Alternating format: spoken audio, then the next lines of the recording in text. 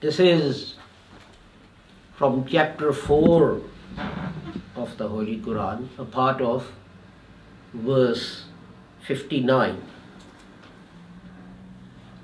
And its English translation is, O you who believe, obey Allah and obey the messenger and those in authority from among you. This actually relates how legislation should take place. And there should be 3 steps or stages or things which determine the legislation that we prepare and enact.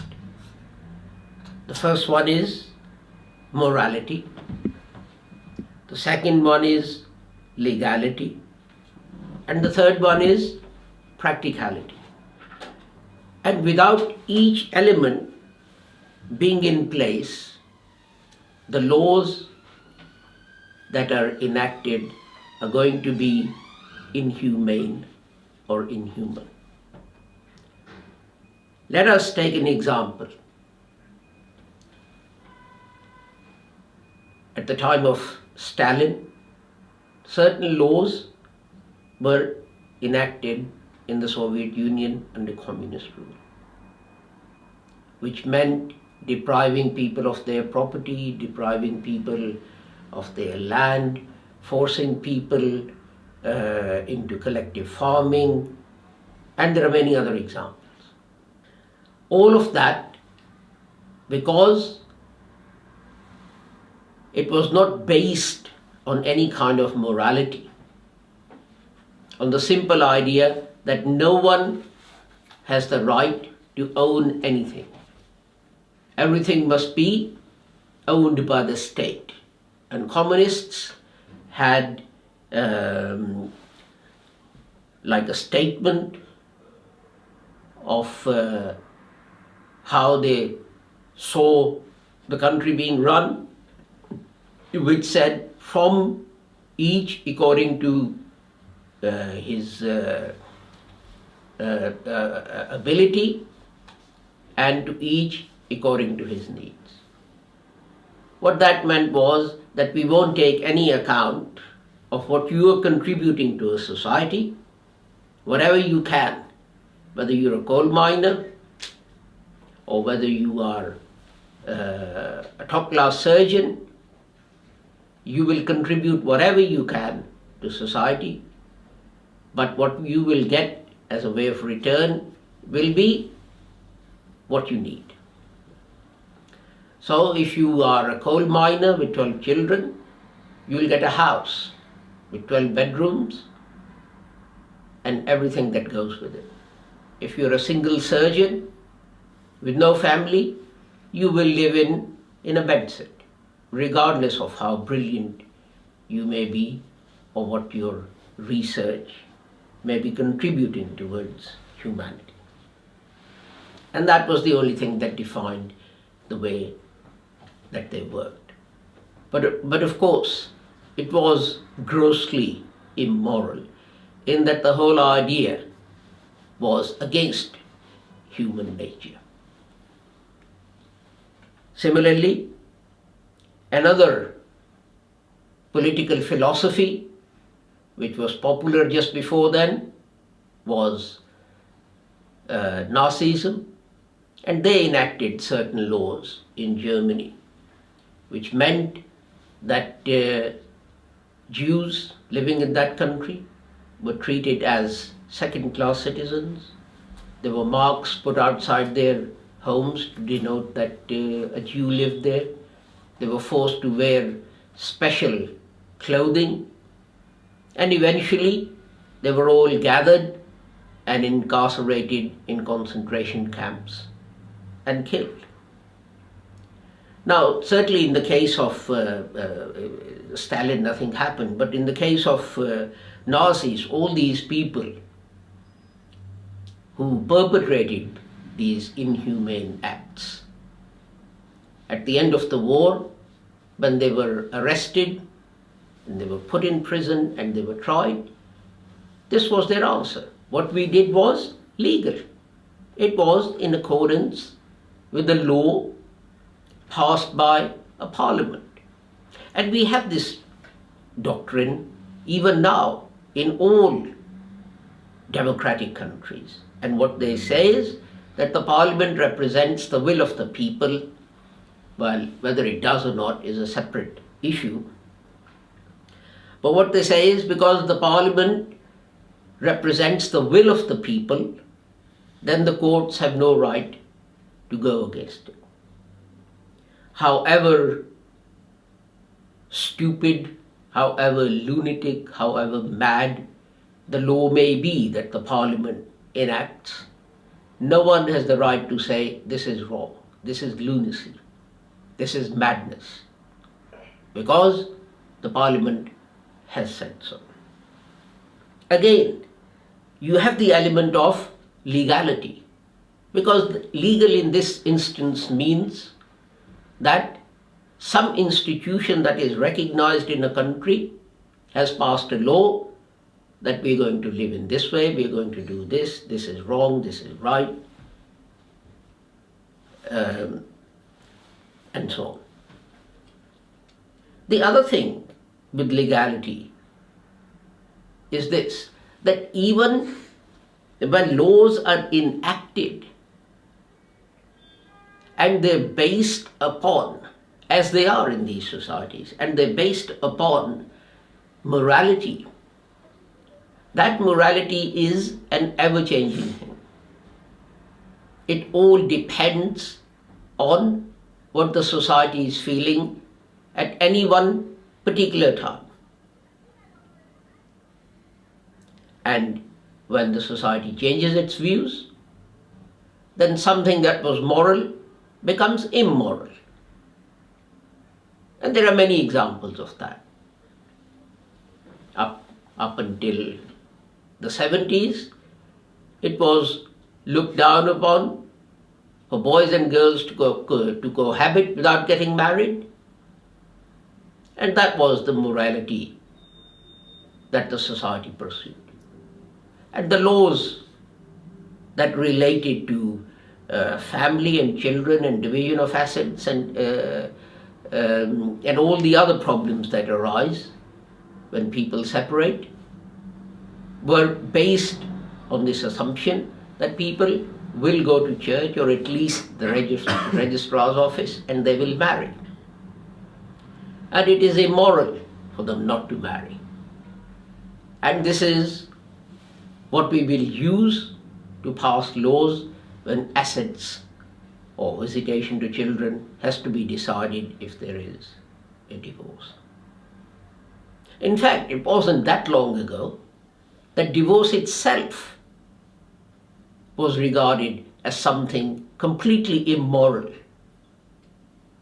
and something that is not condoned or allowed by the church, and certainly not by Jesus. You remember the sentence in the marriage vows in a church? Let no man put asunder what God has brought together. And the whole idea was based on that.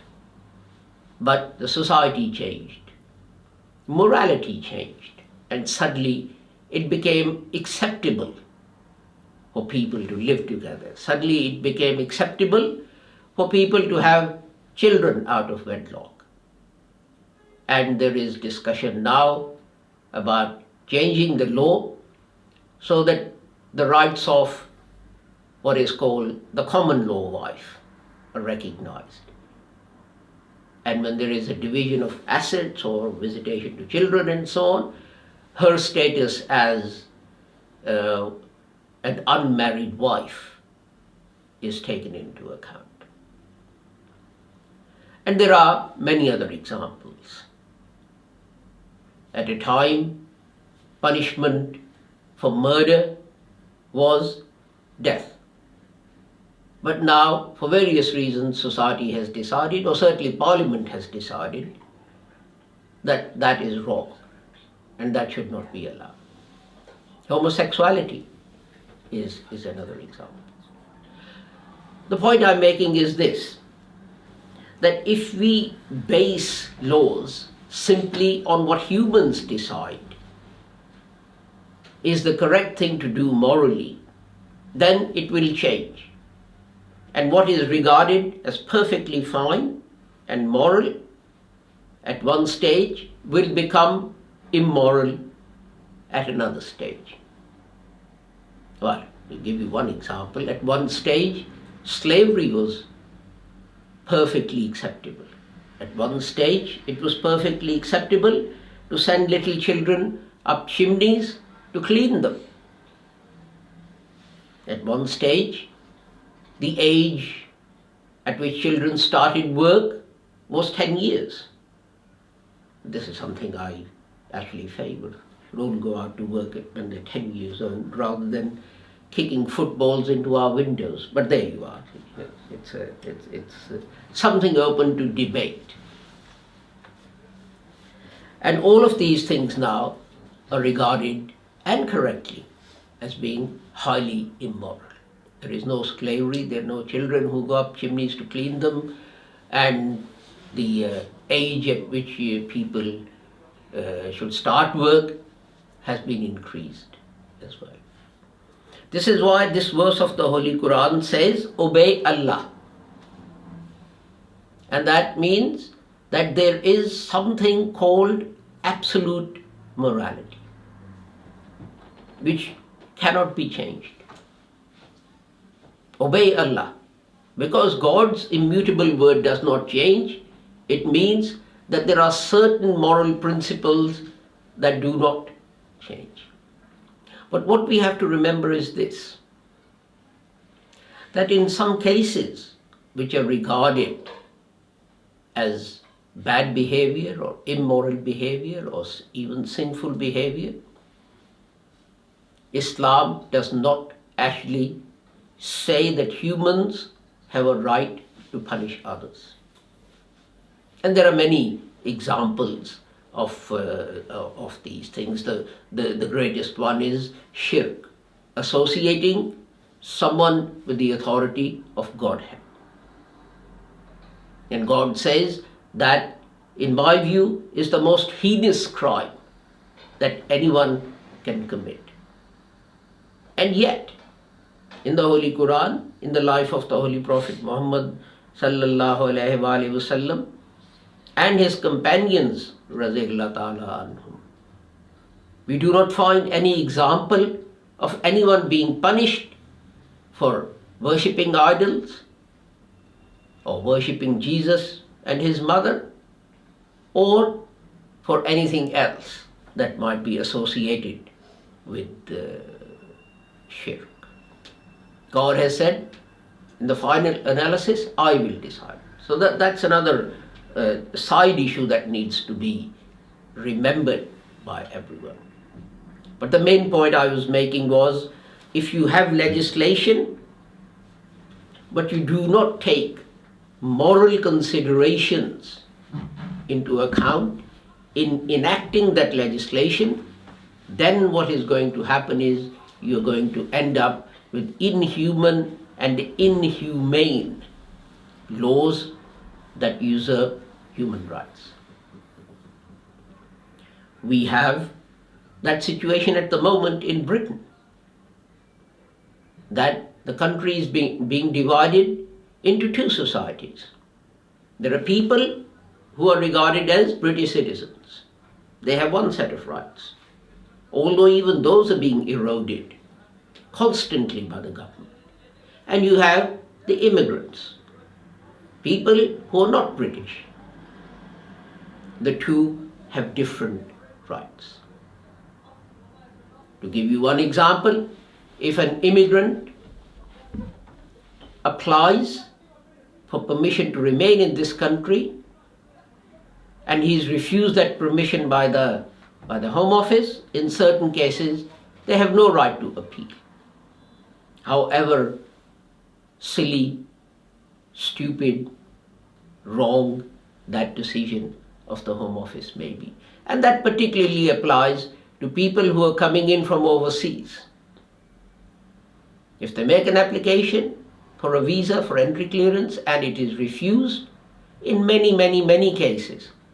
Although the decision is clearly wrong, they have no right to appeal to anyone. So, although the decision that the Home Office takes, or the decision that the British Embassy or the High Commission takes, wherever they are located, is perfectly legal, it is immoral. Why? Society has changed. Whereas previously, workers were needed, cheap labor was needed, and it was brought in from those countries who used to form the British Empire, run the factories. That cheap labor is now imported from the poorer parts of Europe, and there is no need for these people to come.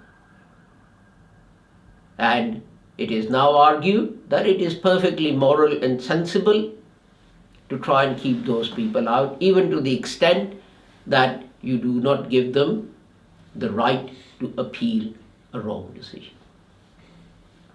This is legality without morality. And it happens when you say that our sovereign is not Allah. It happens when you say our sovereign is not the divine being. It happens when you say that a collection of human beings, however corrupt, however derived of any moral standing and value, they have the right to decide what our morals should be. And we have seen the antics of some of these gentlemen who enact laws to tell us how to behave, and yet in their own lives there is little semblance of morality or moral values and moral behavior. This is why God says no. These people are not the sovereign. They are not the ones who have the ultimate authority to decide what the right or correct moral values are. I have. And it then goes on to say that so obey Allah stands for enacting legislation which reflects morals or morality as defined by Allah. So that legality that comes from those moral values would make for a strong society which is based on permanent moral values, not those values that shift like the sands in the desert. And another thing we have to see is this, that the law that we are enacting, it has to be moral and it has to be practical. Because to give you another example, there are many laws, I think they might still be on the statute book, which were passed hundreds of years ago, which are no longer acted upon. I think there was a law that said after the church service, every Sunday morning, people should go out and practice archery. The reason was obvious. The armies in those days were voluntary armies. Everyone had, like now everyone learns to drive or use the computer. People had to learn to use the sword and the shield and how to fire an arrow accurately. Because they were volunteer armies, and the king would decide that he was calling up everyone, and people would give up their jobs or their farms or whatever, and off they would go to the Crusades or France or wherever it was that they had to go to fight. But nowadays, obviously, that law is no longer practical. So you do not make laws which are theoretical, you do not make laws which cannot be enacted, you do not make laws which cannot be implemented. I'll give you another example of how law can become impractical. When the Indian leader Gandhiji returned to India, he took a very simple step. Because he wanted the British to get out of India, what he did was this. British put like a VAT on salt. So he started what he called the Salt March. And that was, we are not going to pay that tax on salt. So the government said, okay, that's fine, don't pay. We'll come and arrest you and put you in jail. So they arrested 10 people and put them in jail. Then a lot more people heard about it, and they said, well, we're not going to pay it either, because we think it's unfair. We have a right to protest and not to pay. So they said, fine, don't pay. They went and arrested 100 people and put them in jail. Then they went and arrested 1,000 people and put them in jail. Then they went and arrested 10,000 people and put them in jail. What happened after that? All the jails throughout India were full. There was nothing they could do. It was impractical to have that law and to try and implement it. So they repealed the law, opened the jail gates, and let everyone out. And that just makes a joke or a mockery of the law. So your law, if it is to be respected, has to be something that is practical, that is implementable. I'll give you another example. I've been talking about Britain because this is where we live, but I'll give you another example. In Pakistan, there is a law that everyone standing for election as a member of parliament should have certain qualities. He should be a good Muslim. He should pray 5 times a day. He should not have lied or have been dishonest. And to some degree, at the last election, they tried to implement that law. But they realized very soon that if they disqualify everyone and look for people who actually complied with that law, there wouldn't be more than 2 people in the parliament that should have 700 or 800. And this is taking into account the government benches and the opposition and the other parties and so on. Now, if the same law had been there, and it was, I guess, by implication at the time of Hazrat Abu Bakr or Hazrat Umar or Hazrat Usman and so on, there wouldn't have been any problem. You would have found hundreds of people who'd never lied, who'd never cheated, who'd never been dishonest. Because a society had been created where the norm was to be truthful, to be honest, and not to lie and not to cheat. But when you create a society whose norm is not these good moral values, but whose norm is who's got the biggest car, who's got the biggest house, are you using the latest, whatever it is, perfume or scent that's been marketed by whichever company and so on, then you're going to get a society that values those things and not truth and honesty. And to try and implement such a law that you only let people who are truthful and who are honest becomes impractical. And it simply brings the law into disrepute. People just laugh at it. And there are many other examples in many other places. So although generally there is a different interpretation given of this verse of the Holy Quran, Ya ayyuhallazina amanu atiyullaha wa atiyur rasul wa ulil amr. But I would suggest that this is a guide for the parliamentarians of this world about how they should make laws and how they should enact them. And the first principle of that is that there is something called absolute morality. Morality is not relative to the time and place you're in. So you make laws in accordance with that morality, but you also make them practical so that they can be implemented. And then when they can be implemented, you do implement them regardless of who it is who has broken the law. This is why I gave this khutbah the heading morality, which is obey Allah, legality, which is obey the Prophet, and practicality, which is and obey those who are in authority from among you.